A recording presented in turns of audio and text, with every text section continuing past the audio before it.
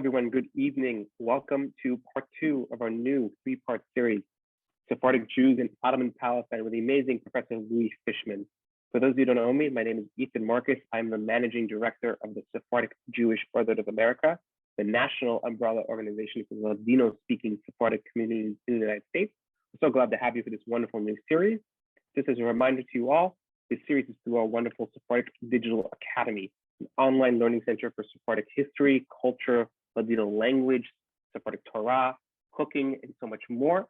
If you're interested in learning more about our other programs, including our additional partners, please check out our website at sephardicbrotherhood.com/Sephardic Digital Academy.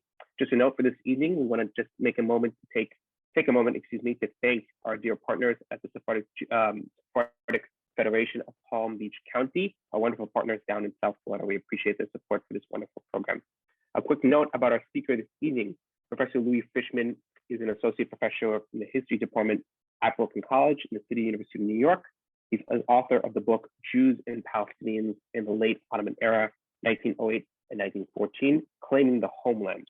His academic work focuses on late Ottoman Palestine, the Jews of the Ottoman Empire, Turkey, and the Israeli-Palestinian conflict. He's also a regular contributor with the Israeli newspaper Haaretz, where he writes mostly about Turkish and Israeli politics. He divides his time between New York, Istanbul, and Tel Aviv, all 3 cities which he considers home. Without further ado, Professor Louis Fishman, whenever you are ready. Great, very good. Thanks so much for once again for having me for the second round. That you still want me back after the last round. That's good news. And next week in the end we'll finish the series. Let me turn up my thing and open it again so it goes into focus. Yeah, very good. So today we're going to be go ahead. I'm going to open share screen for a second, and I'll go ahead. Let me do it full screen, and then we're going to go ahead and get started. Very good. So you all see that, correct? Okay, very good. And now I'm going to also close you guys up so I can see the whole screen. Yeah, so today we're going to be talking about the Arab Jews in the late Ottoman era. And not like last week, this is going to be a slower paced talk. This is based actually on an article that was just published about 2 weeks ago. And I'm still, it's still hot off the press. I'm still thinking about it a lot.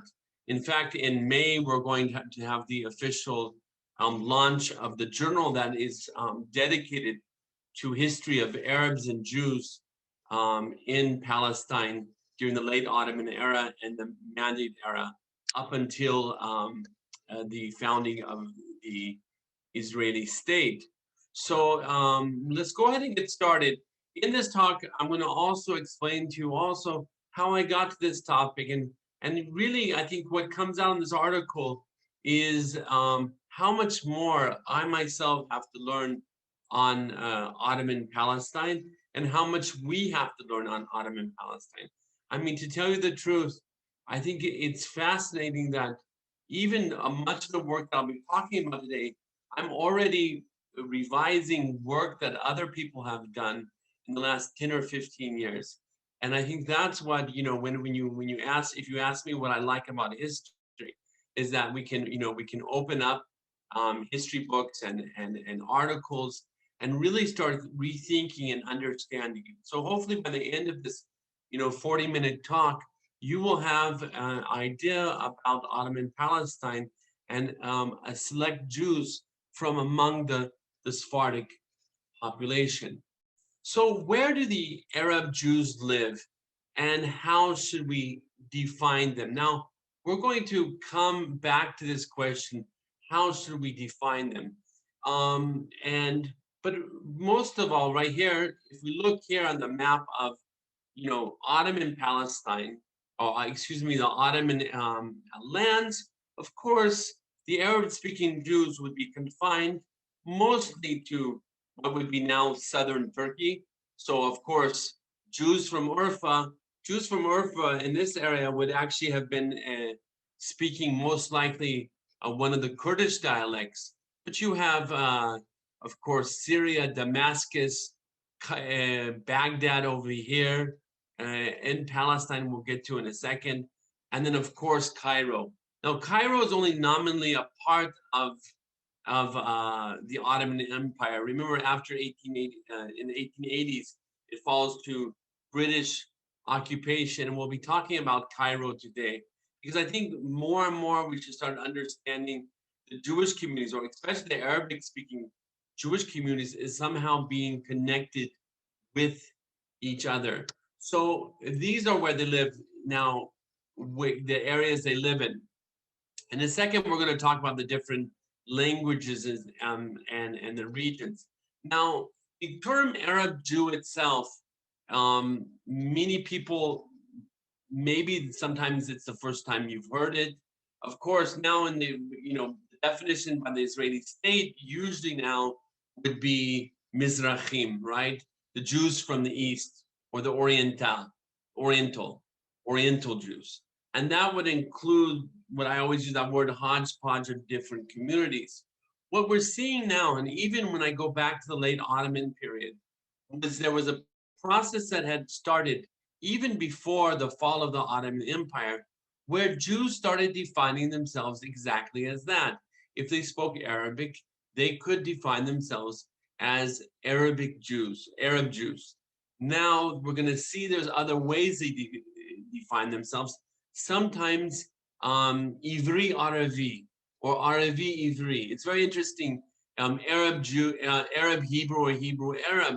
So this confusion, I think, really is important, because there was not one way people were defining themselves. And that's true overall of Ottoman Palestine.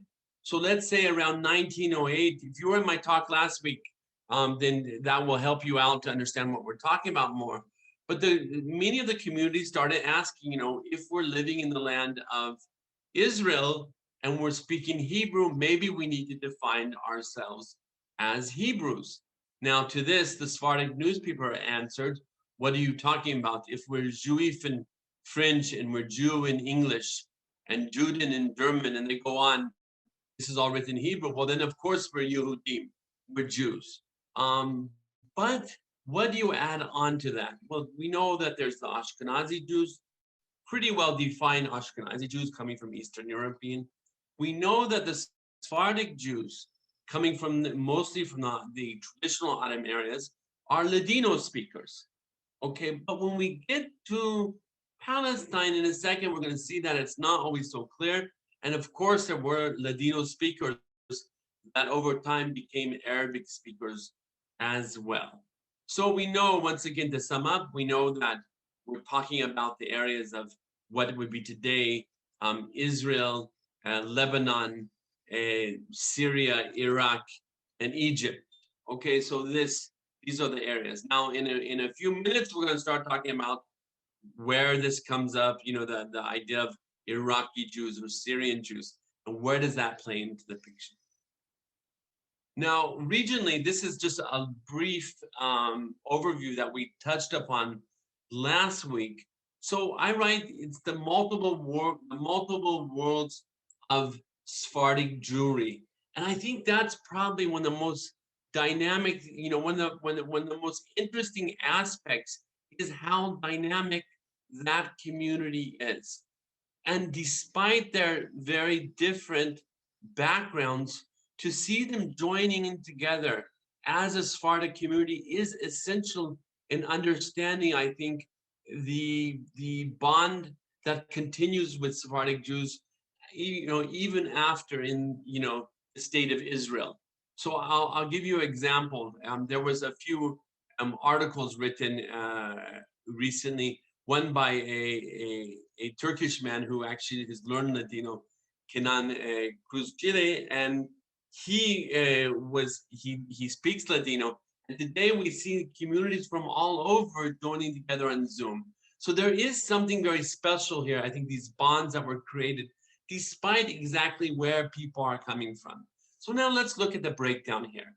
Linguistically, the multiple worlds of Sephardic Jews, of course, have the Ladino language. Now, much later on, we are going to see that we start having I'll give you an example. I have a student from Brooklyn College who was an Israeli student, and his last name is, he says, well, I'm Bulgarian, it's Confino. And I said, well, you know, you can find plenty of Confinos other places also in Turkey and stuff. Well, we're Bulgarian. Or so many of the Jews from Thessaloniki, right? Salonika, Salonik, in Israel later on, they say, oh, we're Greek, you know, we're Greek Jews.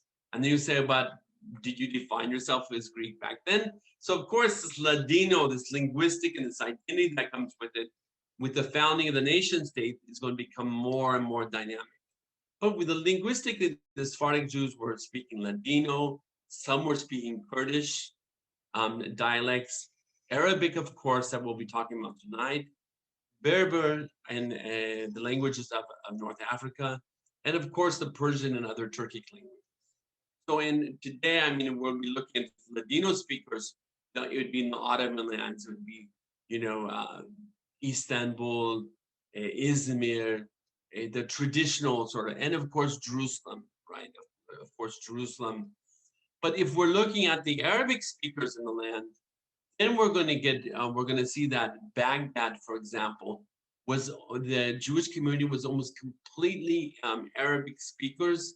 And by 1908, they had decided that Baghdad, the MP in the Ottoman Parliament, Sasson, I forget his first name right now, but Sasson, the famous family, you know, stressed that we don't want to have any connection with the Zionist movement, not like the Jews in Istanbul that were saying, well, perhaps Zionism can be this cultural revival, the revival of Hebrew. The Jews of Iraq were quite different, and we know the history of them would continue like this. Damascus, from all that I see, the far majority of people there were speaking Arabic as their mother tongue. And then we have the communities, of course, in Egypt, in Cairo, Alexandria, which was a much more of a mix in Alexandria with also large Ashkenazi population, Italian population, much more, I would say, reflecting what we'd see maybe in Istanbul. You also have a community in Tanta also. Then, of course, we have the communities in North Africa, Yemen, and the Persian-speaking ones in Iran, Bukhara, which is basically Tajikistan today, and the Caucasus, where some of them actually spoke not like the Ladino speakers in what would become modern Turkey. Some of the Jews actually speak a Turkic language as their mother tongue, or as their ancient language.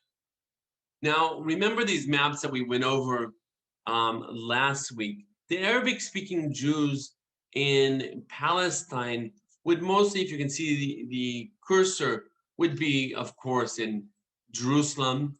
A large North African Jewish community would settle in Jaffa. And then you have, of course, Hebron, right here, Khalil Rahman in Turkish and Arabic, and you have Hebron right here.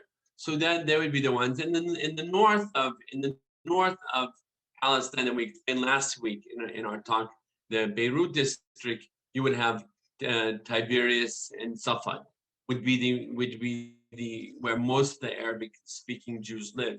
Now, what we're going to see with Palestine is that often people spoke Arabic even if they were not original Arabic speakers. So I'm finding that the Ashkenazi Jews from the first Aliyah, for example, many of them spoke fluent Arabic.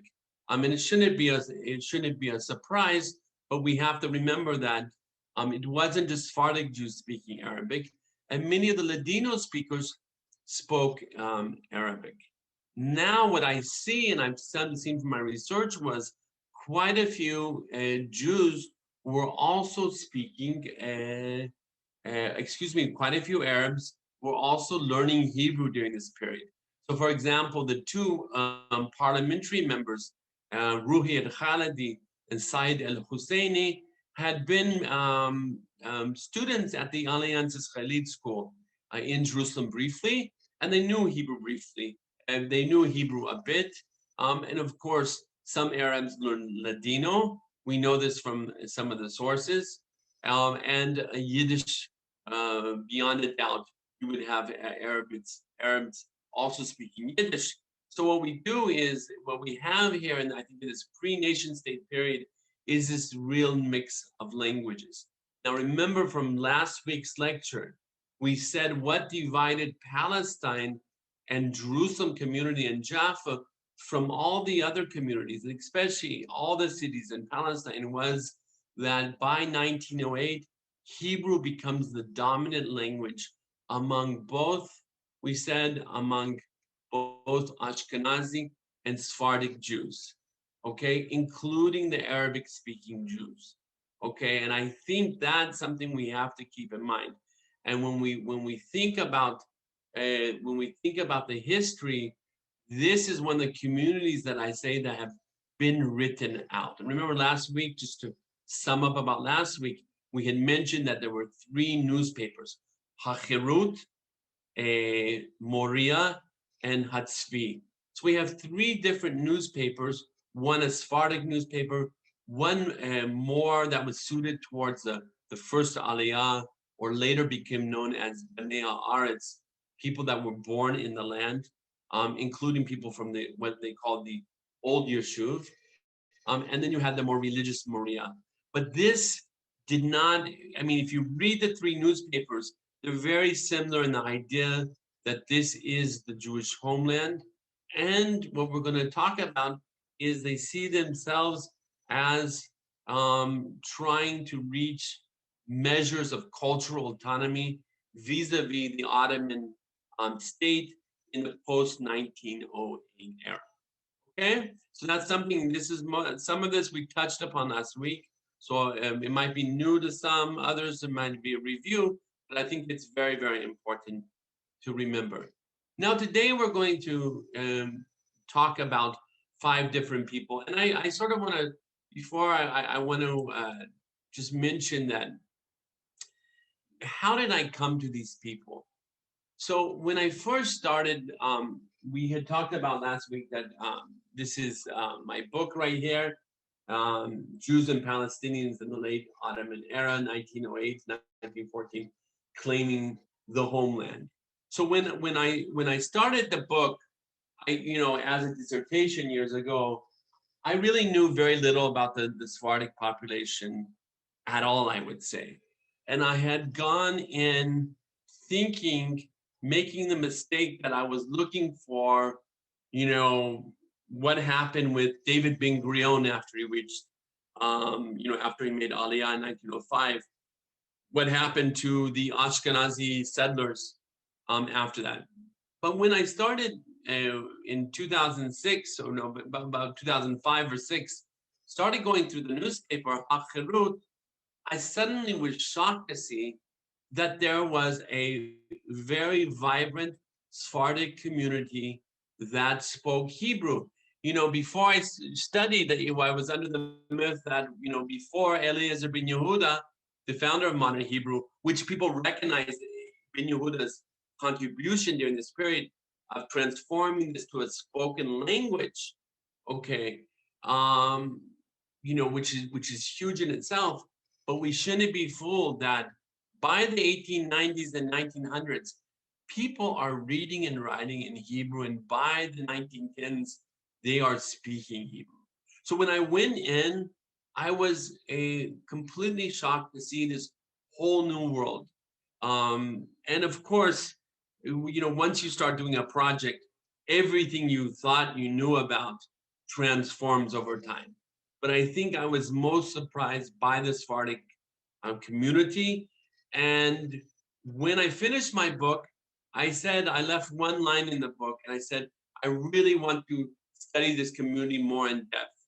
And just last year, I got the chance to work on this community. And that's the article that I had shared with you earlier. Just let me get the article's name. Yeah, the article finally came out last week. Arab Jewish Voices in Ottoman Palestine, caught between the Sephardim and Palestinians. So what I'm going to be talking about today is quite new, I would say, and it revises other people's work on the topic. Let's go back to look at the people that I'm going to be talking about today. One of them is named Albert and Tebby. And when I finished the article just a couple of weeks ago, the editor said, wow, you have so many people here. Why don't you make a glossary? And I was at my home in Istanbul. It was just 3 weeks ago. And I sat down, and there was a lockdown because of the coronavirus lockdown. So I was stuck at home, and I ended up writing about these 5 people. Of course, they're in the article, but I wrote a glossary. So let me read it.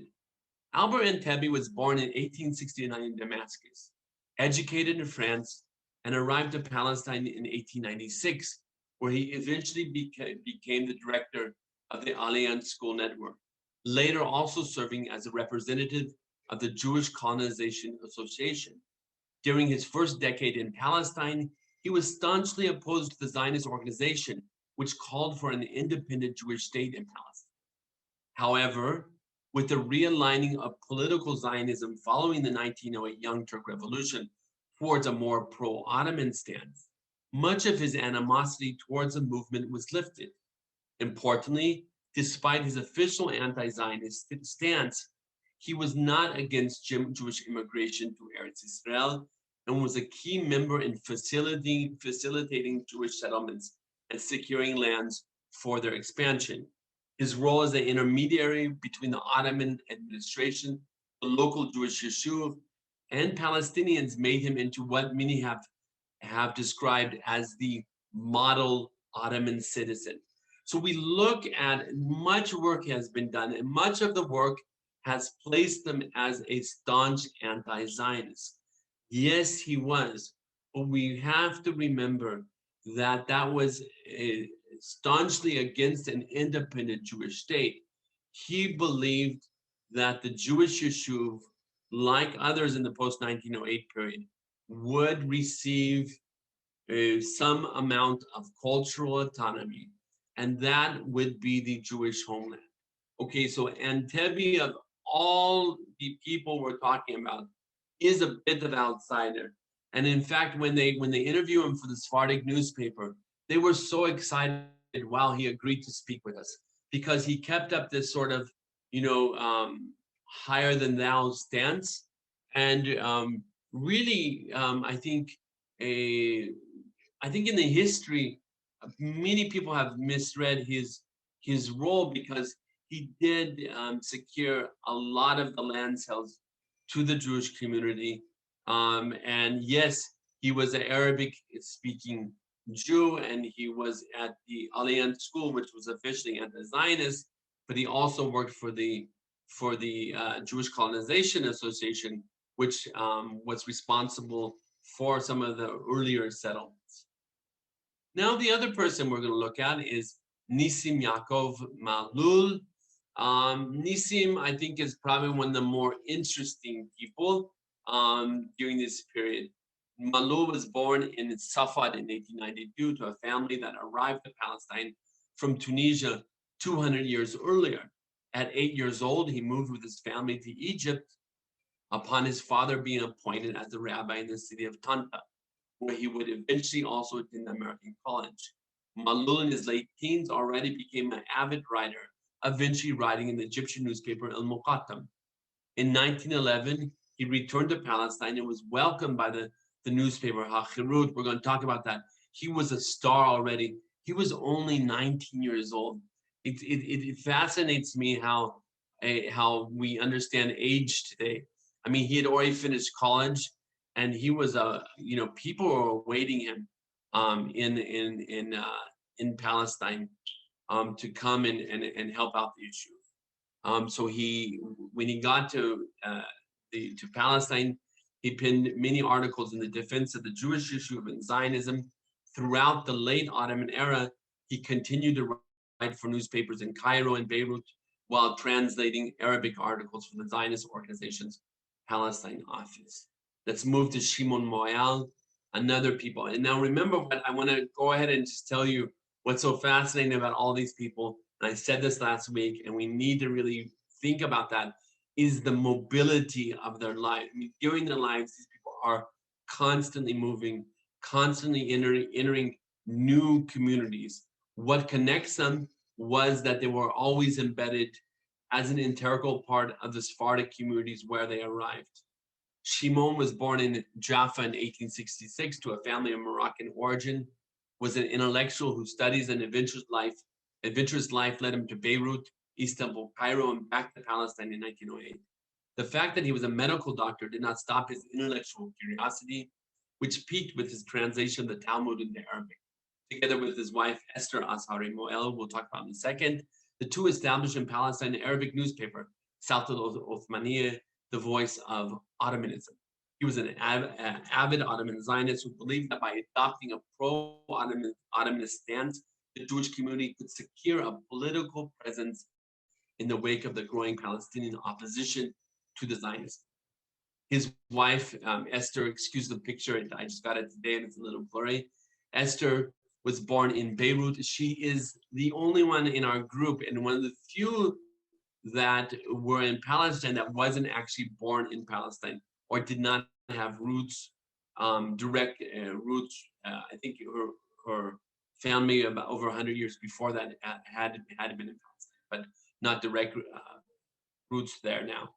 Then, so Esther was born in Beirut in 1873.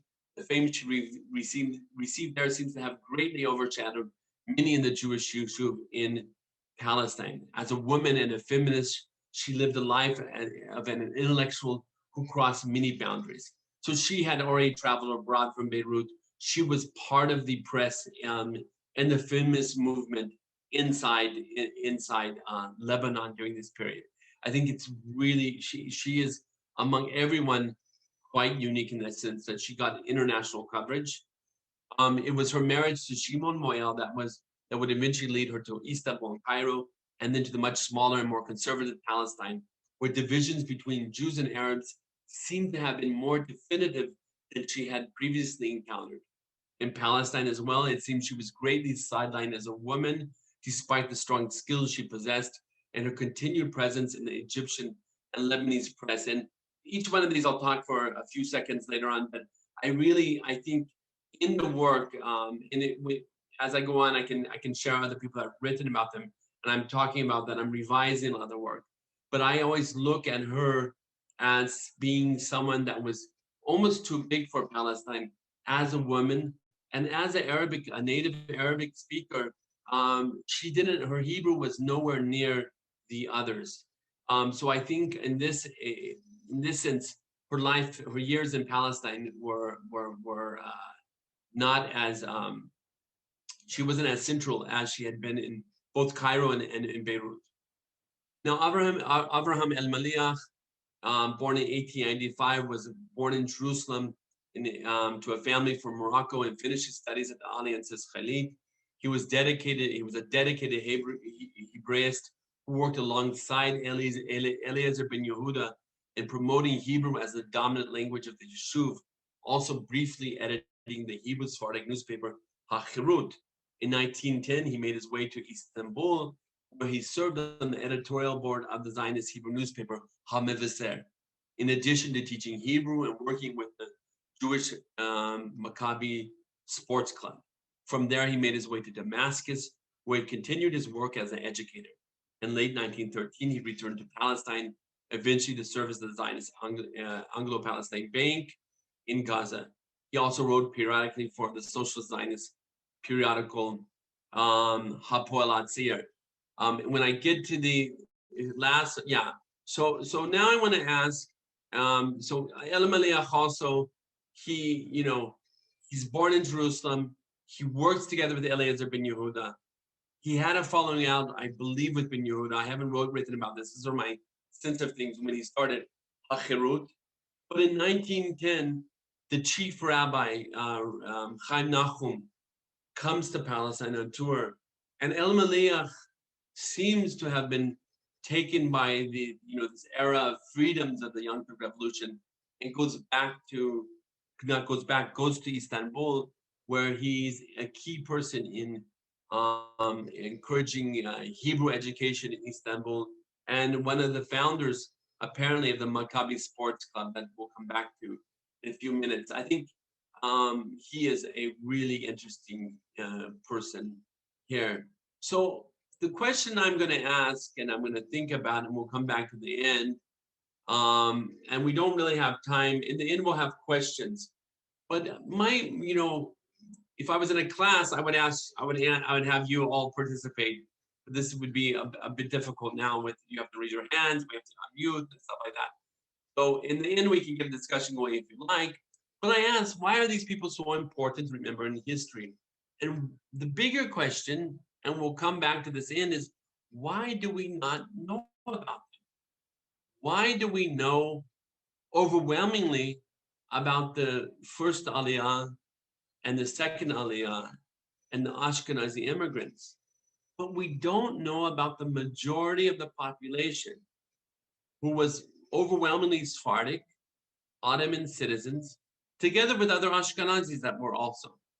So I think this question is key to understanding why we need to revise Israeli history in general. Last week, there was an article in Yediot Ahronot that actually highlighted this fact on Israeli Independence Day. Who do we not know about? And I think what's probably most interesting is that most all of them have ties to North Africa, the ones I spoke about. They have ties to North Africa. They're first or second generation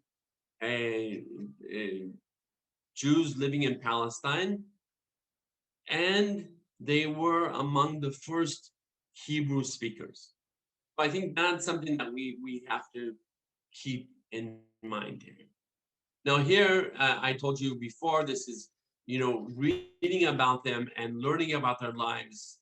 I decided to say, let's learn more about this. Now I'm going to read the synopsis of my article and I can talk about that.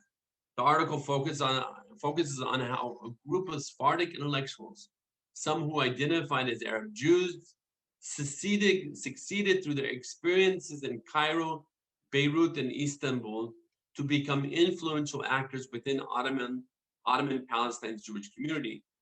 Past scholarship, and this is where I'm revising it. Past scholarship has focused on how they tried to build a shared homeland with the Palestinian population. However, this article argues that despite their success in constructing shared communities outside of Palestine, they were overall unsuccessful in forging ties with Palestinians. Through the lives of these intellectuals, we also learn about the makeup of Ottoman Palestine Sephardim and the complication of defining them within the framework of language and nationalism. So I'll give you an example. There is a trend now among some scholarship to call them the indigenous population and as Palestinian Jews. And I refrain from that because I do not see anywhere, or maybe just once or twice, where they define themselves as Palestinians. In 1913 and 14, for the first time, Arab Palestinians started defining themselves. The Jews of the Yishuv were much more divided. The trend, moreover, I would say, was leading towards Eretz Israelis, people of Eretz Israel. But there were none, people had multiple identities. So that's why you always see me stressing Ottoman Palestine's Jewish community, not the Palestinian Jewish community. I'd be happy to answer questions about that. Now, rethinking historical narratives. In this article, I look at it, I argue that clearly by 1914, there was a chasm between the local Arab population who were uniting under new sense of Palestinianism, as we talked about last week, embraced by both Muslims and Christians, and the Arabic-speaking Jews whose Zionism placed a barrier between them and the local Arab population.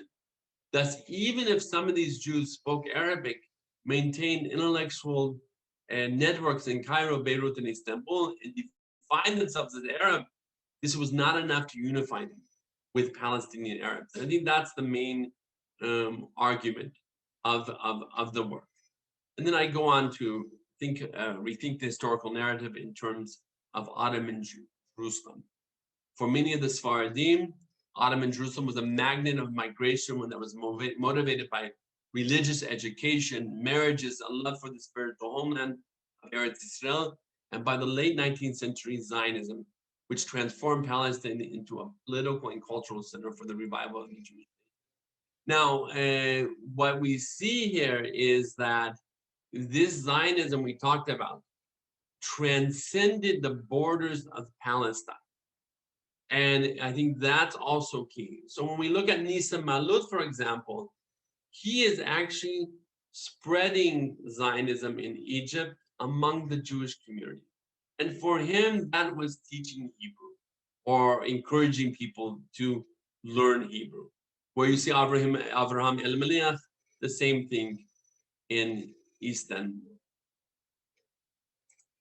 Now, what I think is important is the role as mediators. So I stress, some new work has put them on. Definitely, there's no doubt that the idea was in most of the work that they were the key mediators between local Arabs and the Ashkenazi population. And I actually find that this is not true. I find that they were able to integrate in other places, but not here with Palestinians. There was a divide, and the divide was very clear. It was over Zionism. So the emphasis on their perceived status as mediators between Jews and Arabs who were working for a shared homeland has blurred the fact that this did not bring them politically closer to Palestinians. It also diverted our focus somewhat from the crucial role they played in strengthening the Yishuv. Certainly, their towering personalities provide another piece of proof that during the late Ottoman era, the Ashkenazim were not the dominant elite, but rather shared the social and political spheres with an organized Sephardic community. And then I go on. This we talked about last week about the newspapers. I will skip that. Now, let me go ahead and just close that for a second, and I'll come back to that in another second. I have about 10 minutes only. So what would the contribution of these Sephardic Jews be? And that was the war over the press. And I think that's where we've understood them as, yes, they talk about shared homeland. The language of shared homeland is pretty clear in the Ottoman Empire. So I'm working on Istanbul on an article, Anti-Semitism in Ottoman anti-Semitism, or the problems of calling it Ottoman anti-Semitism, because there's many different types in different areas. But definitely we see that, sorry about that, I lost my track of mind for a second. So the war on the press. Yeah, so the war on the press is this idea that they're going to have to convince the local Palestinian population that Zionism is not bad, and they do not succeed in doing this. It's really, that's something really, really key here. And they come out clearly and say, we now have a role to play, and that's to capture the press, because where was most of the Palestinian opposition to Zionism? It was in the local Palestinian press. It was in Philistine, and it was in Al Carmel, and a bit in Quds al-Sharif newspaper in Jerusalem. So they see their role is going to convince local population that they are actually building this idea of a shared homeland, which I mentioned. That's where I lost my track, was that shared homeland is a common idea in the post-19. So let me go ahead and go back to here. Sorry about that. I had it closed. Let me open up again. 1 second. Yeah. So the war on the press. In November 1910, a front page editorial appeared. This is on your left side, entitled "The Great Danger," announcing to its readers that the incitement against the Jewish Yishuv had even reached Jerusalem, the capital of the land of Judea, and was quickly spreading from the Christian-run papers to our good neighbors, the Muslims. So this is also something very we see often, is that the idea was that the opposition to Zionism is coming to Christians, and that's out of anti-Semitism and not Muslims. Where you see that actually doesn't hold up under scrutiny. You see that many of the politicians were were Muslims, and they were very vocal in the Ottoman Parliament. The editor, Chaim Ben Attar, put forth the idea that the Jewish community could combat this surge of hate by starting an Arab newspaper that would show the many who read Arabic that it was being written in the Arab newspapers amounted to nothing more than lies. For Ben Attar, this newspaper would need an enlightened editor who would fight our war with a special Israeli, meaning Jewish power, strengthened by, which is very rarely used, the term Israeli is very rarely used during this period, strengthened by the extensive organization and planning befitting the Shuv in its Hebrew element. And who is that going to be? That's going to be Nisimyakov, Shimon Moal. Now, how do the lives in Egypt and Beirut differ from Palestine?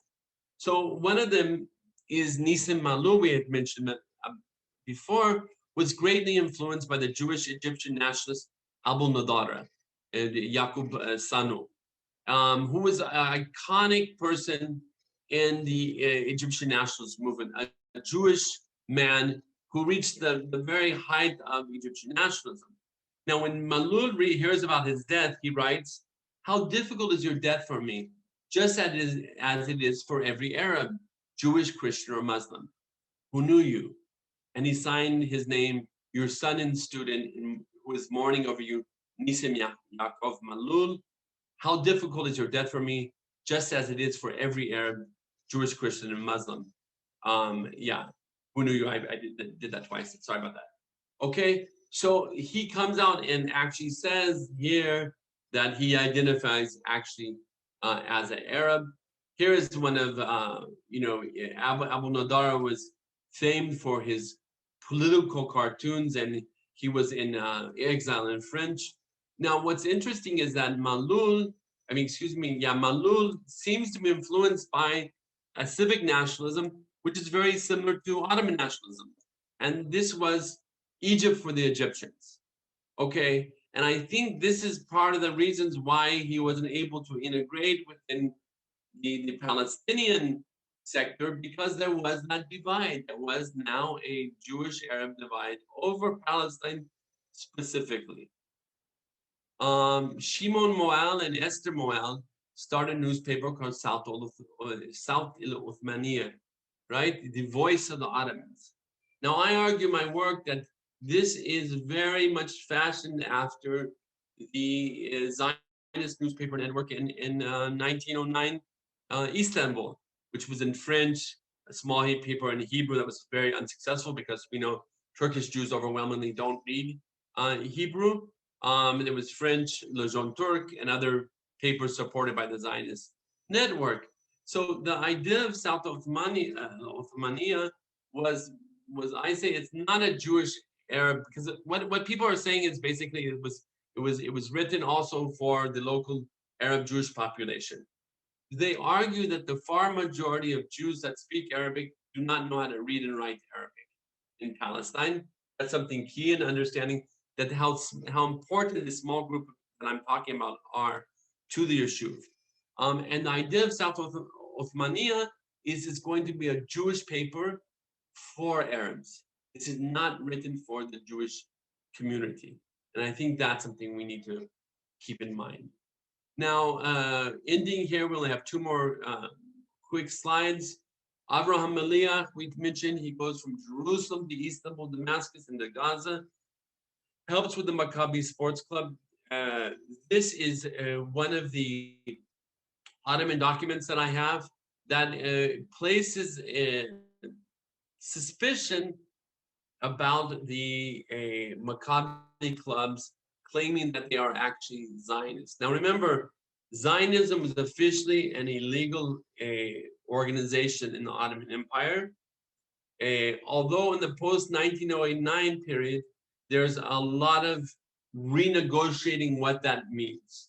Okay, but with any of the organizations, Zionists, or anything connected with Armenians and Greeks and other groups that could be understood as separatists, they kept an eye on them quite a bit. And this is from the Eminiyat Mudurlu right here, right?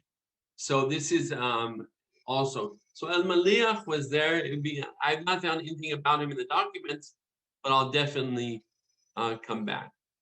Now, I'm going to go ahead and read this quick piece here, and then we can go ahead into the discussion and question. In conclusion, Nisimyakov, the Moyaz, and Tebby and Al-Maliyah provide a unique window in the lives of a small group of intellectuals who, despite their Arabic fluency, identifying as Arab Jews or Hebrew Arabs as they often coined it, and their success in forging ties with Arab and Turkish intellectuals outside of Palestine, were unable to forge similar ties with the Palestinian intellectual elite. While the extant literature focused on their Arab identities and serving as possible intermediaries with the Palestinians, it has overlooked how they were an integral part of a multifaceted Jewish yeshuv, contributing to the proliferation of Hebrew and the overall success of a Jewish yeshuv that was working for autonomy within the Ottoman system. Perhaps ironically, the emphasis on the shared homeland synthesis has led us to miss out on the centrality of this group of Arab Jews to the history of the Jewish yeshuv, and how the borders in the Middle East would greatly change the dynamics of a community that once could thrive at one time in Cairo, Istanbul, Jaffa, Safat, Beirut. We can add to this. No less important, however, is the realization that the political divisions between this group of Arab Jews in Palestine and the Palestinians were more profound than previously assessed. Thus, it is not hard to imagine why, following World War I, so many of the Sephardim did not take seriously the call by the Palestinians to join them as equals in their struggle. That's another part I didn't go into. Really, how I got to this topic was after World War I, there is a call by Palestinians for the local Sephardic Jews to join in with their struggle against British colonization and to stand strong against the Zionist movement. These calls have been repeated numerous times in works to show that somehow these Arab Jews were closer to the Palestinians, but I find out that that wasn't the case. In fact, I find out that the majority of this group, even in their organization Hamagen, which they founded in 1914, and they are unable to create a open dialogue during this period with Palestinians. On the other hand, and I'll finish here, I argue that they weren't at all very representative of the Jewish yeshuv either, because the Jewish Sephardic yeshuv was overwhelmingly, from what I understand and some basic statistics I've seen, was Ladino speakers also. Now, someone like Avraham Al-Maliyah spoke fluent Arabic, he spoke fluent Ladino also. So I think much more work actually now, my next direction I will move to is to understand better the Ladino speakers in Jerusalem. And I think once we get a clearer picture of all these communities, we'll be able to understand something that's been overall missed. So how can we learn from this? We can have a discussion if you want to go ahead and jump in, and we can talk about how we can learn from this. How should we understand the role of the Arabic-speaking Jews? How have Sephardic Jews been greatly removed from the history? This is something that they've been literally, or were not included in the history of the Aliyot or of the Jewish yeshuv. I think that's fascinating, and I think that happens in the 30s and 40s with the rise of the hegemonic labor party, Zionist labor movement, that actually writes their history into it, meaning they actually write the history of the first, peoples that would turn into the leaders into the 1930s and 40s. And this leads us to questions: what are some of the obstacles writing in the history? Next week, just to let you know, I will be talking my final talk between Istanbul and Jerusalem, observing the Sephardim in the age of the Young Turk Revolution from the lens of social and political issues. I'll look at a paper that I'm actually presenting tomorrow. I'll be talking about the rise of anti-Semitism in Istanbul, and how is this connected also to Jerusalem. So next week, we're going to be actually sort of learn, how Istanbul, the politics radically changed in the Young Turk Revolution and really gave hope to many Jews that the Ottoman Empire could actually be home to millions of Russian Jewish refugees. And that would not be in Palestine, but I'll give you not even a hint. I'll tell you it's Ottoman Iraq, Mesopotamia. So next week we'll talk about that.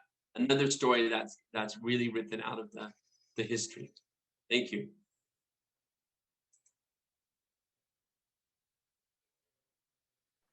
Thank you so much, Professor Fishman. As always, a wonderful series, really just fascinating insights into kind of a region and a history that a lot of people frankly don't know. So thank you so much. If you have any questions for Professor Fishman, I'll just ask you to please enter them into the chat, and we'll try to get to as many as possible in the time we have. One question that has come up in the past that would be interesting to discuss is the tension between the Mizrahim, or what's today called Mizrahi Jews, the Arab Jews, and the Sephardic Jews, the Ladino-speaking Jews, and how that tension was kind of balanced, not balanced, or frankly kind of eventually dissipated with the rise of the modern state. Maybe you can speak a little bit to that. Yeah, I think what's so interesting is that, if we're talking about, them being written out of the history, with the rise of the Jewish state of Israel in 1948, and the massive aliyot that came after it, right? The mass immigration of Jews from Arab countries, many of them refugees, many of them losing their homes, whether in Iraq or, numerous places. Iraq is the case that stands out. But that a new history is in the making with them being Mizrahim, right? This idea of a marginalized community that's marginalized by the state in across the board in all of its allocations of funds, investment, and everything, right? So the idea was that yes, Israel was really happy to receive the immigrants, but we know that for many of them, the Mizrahi Jews, they until today are the marginalized communities. And unfortunately, the less economically strong communities. Of course, there's a struggle in the 50s and the 60s, and the Black Panther movement in the 70s. And so the idea of a Mizrahi identity becomes very strong. In that argument, in that sphere, you also have, I think, this turn towards Arab Jewish identity. Okay, and reclaiming their Arabness during this period. Okay, and I think what happens is, what's so fascinating is to go back before World War I and see a community that defined themselves as Arab, and it's not controversial. Okay, it's not controversial whatsoever. And it's very much that it's not controversial to be called Palestinian in this. The Palestinians by 1914 are writing the Shab of Palestine, right? The Palestinian people, they're talking about Christians and Muslims there. There's no doubt about it, right? Later on, that becomes very controversial. So what I think is what we learn from this is that these divisions existed, but there was, once again, within that Sephardic community, they were all still, I think, tied together. And I think last week I mentioned that, there was a Sephardic union in the making. Moya, Albert and Tebby, all of these people are saying, wait a minute, let's have a, very much like the Zionist organization, let's have a Sephardic organization that's going to bring Sephardic Jews from everywhere together, okay, to discuss our future. And in that sense, we have a much more, I think, equal playing ground with the different groups, that each group is able to contribute what they have. Let me just add that I think that's a strength of the Zionist movement in the pre-1914 era, is the amount of autonomy each group has, and each one playing a role in their own way. So I hope that answered you. I hope that answered your question. Absolutely. We have a couple here as well. Another question here from the chat. What did the Jewish Colonization Association actually do? And why did Albert and Tebby's work as its representative make him anti-Zionist? And then the third part of this question, were the Aliyot at the time not seen as colonial or colonialism? Perfect. Can you do me a favor? I thought I could read it. I was trying to read it, but I don't think I can read it, right? Can you say it over again? I was trying to open it at the same time. Not a problem. So the question was, what did the Jewish Colonization Association do? Why did Albert and Tebby's work as a representative of it make him an anti-Zionist? And were the Aliyot at the time seen as a colonial endeavor? Yeah, so that's a fantastic question. I didn't hear who asked the question. It's fantastic. Let me go ahead and explain that real quickly. The Jewish Colonization Association was interested in finding settlements and regardless where they were. So that I believe they also had them in South America. They had the idea of Cyprus, and of course in what I'm working on now for my tomorrow's paper is the communities in Anatolia. So we know that there's small farming communities that are being established in Anatolia. There's a Jewish school, Or Yehuda, which is about 3 hours from Izmir. And maybe next class I can speak about that more. But the first Or Yehuda wasn't in Israel, okay? It was in 3 hours from Izmir next to a city called Akhisar, okay? And it was a farming community. So the Jewish Colonization Association is saying, let's build these schools. And the sister school of it was Mikveh Israel. And the manager of it was a Turkish Jew, Yitzhak Levy also. So Albert and Tebby having that position was that, yes, we're interested in colonization, but we're very much against a organization that is calling itself separatist, and that is once a separate Jewish state. Now remember, during the late Ottoman era, Abdul Hamid's period already, it was, even before the Young Turk Revolution, he says Jews can migrate to Turkey anywhere, to the Ottoman Empire anywhere except Palestine, because they know the sensitivity of it. Now, how do Jews get in? They get in through bribery, through the Red Certificate program, where they overstay and they never leave. There's different ways that they're able to get in, corruption, other things.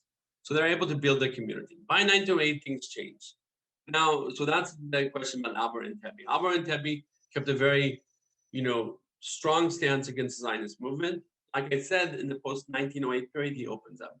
Now the question is, were the Jewish settlements seen as colonies or a colonizing project?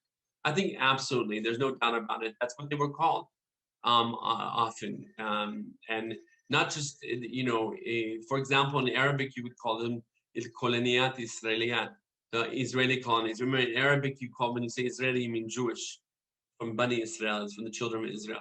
Okay, and in Palestinian Arabic, especially, they use it quite a bit. So yes, when Ottoman governors were visiting Petah Tikva and other places, Rehovot, they would be seen as colonies. Now remember, they were supported greatly by Rothschild and other families because they weren't at first successful. So I think that the idea then, it wasn't really controversial. To call it a colony wasn't. That, once again, that's something that becomes controversial later on. But during that period, they were called colonies, and that was the normal word to use for them. So last question I think we have time for. And again, if you have any other questions, you feel free to send them to us, and we'll forward them along to Professor Fishman as well if we can't get to them tonight. This is in regards to the Sephardic Wave, whether or not there actually was a Sephardic Wave. And the question mentions that we know about there was a Moroccan wave and the Yemenite wave, but when was the Aliyah, other than the post-Holocaust, of, I think she's referring to Ladino-speaking Sephardic Jews into Palestine? So you're talking about in this period, if there was a Sephardic wave to Palestine, or? Correct, or just generally? Yeah. So I think we perhaps should stop thinking as we think of. I guess the problem here is we're thinking always of the first Aliyah and the second Aliyah of these waves, right? When we know that, for example, in the 1860s, there was a large migration of Jews from North Africa. So what we see is that I actually argue that the first Aliyah could be brought back to the 1850s. And if we say that, then suddenly that whole idea of wave changes. So let's talk about Sephardic migration. We know less about Sephardic migration, I think, at sometimes because it was an internal migration. So it's people that are Ottoman citizens that are picking up and leaving Istanbul or Izmir and then going to Jerusalem. And that's really what I want to figure out. I want to figure out there's research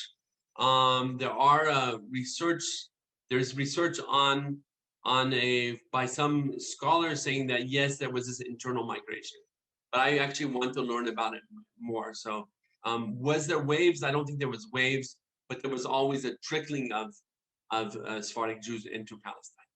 Now the other thing, of course, is once Salonik is lost to the Greeks, we have a steady flow of Jews from Salonik to Palestine also. So absolutely, definitely, I would argue that we could talk about a steady stream of immigrants. How many there were, I don't know the answer. Wonderful. With that, I think it's time to wrap up. But I just want to take a moment to thank again Professor Louis Fishman again for this wonderful second part of his 3-part series. And if you didn't check out, we sent out via email his most recent article he just published last week. So please check that out. We sent it out in the link, and you can find it online as well. We will be meeting back here again for our third and final part next week with Professor Fishman, particularly focusing on the Ladino-speaking Sephardic communities of the Ottoman Palestine. So please join us next week. Inshallah, we say in Ladino and in Arabic, for part 3 at 8 p.m. Eastern, 5 a.m. Pacific. And again, a special thank you to the Sephardi Federation of Palm Beach County for their support and partnership for this wonderful program. Thank you all so much. Have a wonderful evening. Yeah, and people feel free to contact me if you have any questions or anything. I'm at louisfishman@gmail.com. You can always ask questions if not here, there. Good night, everyone. See you next week, hopefully. Bye-bye.